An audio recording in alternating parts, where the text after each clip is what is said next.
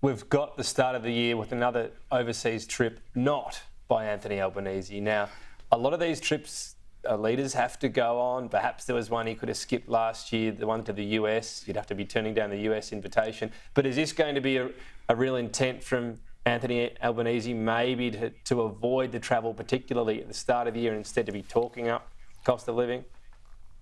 Yeah, well, I don't think that Anthony needs to race overseas too often at the moment.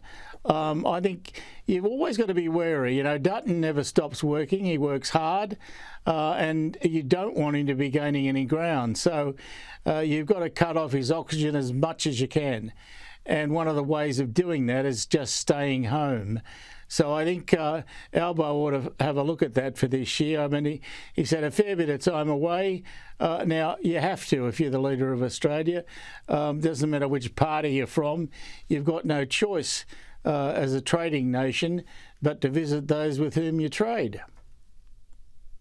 Yeah, exactly.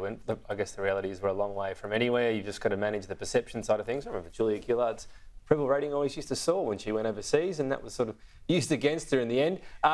What about when we go to cost of living, supermarkets, this inquiry that was launched?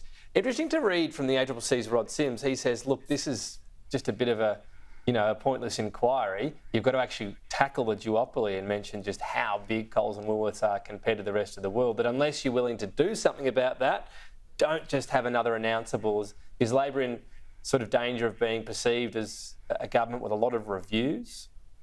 Yeah, I think it is in danger of that. I mean, the idea that in some way you're going to stop Coles or Woolies is nonsense. It won't happen. Doesn't matter who's in power, doesn't matter who has an inquiry, that will not happen. So what we've got to do is learn to live with it and try and shape it as best we can to serve our country well.